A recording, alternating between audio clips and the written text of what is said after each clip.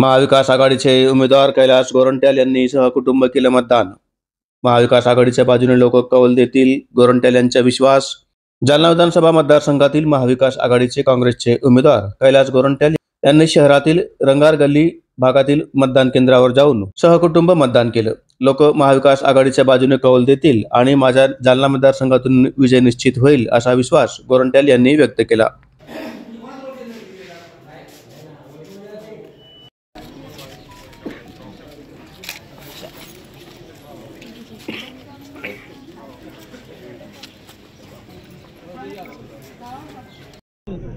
Sir, सकाळी सकाळी मतदान केलेलं आहे, कसं वातावरण मतदारसंघामध्ये वाटतंय, राज्यामध्ये वाटतंय? हे बघा, सध्या सकाळपासून लाईन फार मोठ्या प्रमाणात लागलेले आहे। म्हणजे असं मला वाटतं की 70% जास्त मतदान होणार आहे आणि याचा संपूर्ण फायदा आमच्या पार्टीलाच होणार आहे।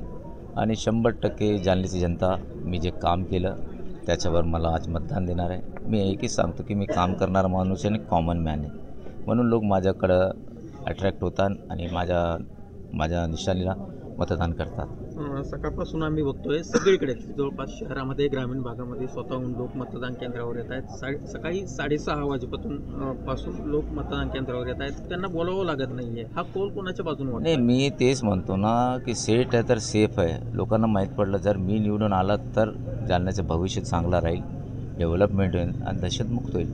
नाही, लोकांना हे पण माहीत पडलं की जर चुकीचा निर्णय झाला काही तर त्यांना 5 वर्ष वनवास भोगावं लागलं, म्हणून लोक सकाळपासून आले। कोणाच्या बाजून कौल वाटतोय तुम्हाला? माझ्या बाजून। काल तुमच्या एका कार्यकर्त्यांना मारहाण झाल्याचा आरोप आहे। हो। या संदर्भात खोतकर साहेबांना आम्ही विचारलेला आहे, तर ते म्हणाले की माझा मुलगा सुद्धा त्या कार्यकर्त्यांना भेटून आलेला आहे। बघा, ते तुम्हाला माहीत आहे ना, म्हणजे चादर में लपेट के मारने वाले लोक आहे आणि तसा प्रकार झालेला। आता उद्या आज मीटिंग आहे म्हणून मी काही म्हणजे आम्हाला एज्युटेशन करायचं होतं जालना बंद, पण आता इलेक्शन आहे म्हणून गप्प बसतो।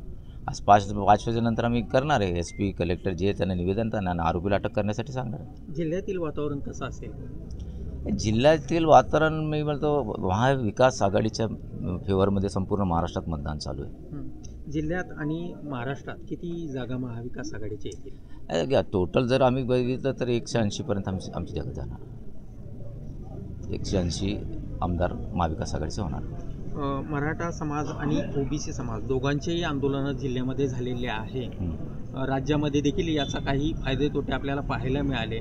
तुम्हाला असं वाटतं लोक विकासाच्या बाजूने जातील की? मी त्यात काही कॉमेंट्स करू शकत नाही।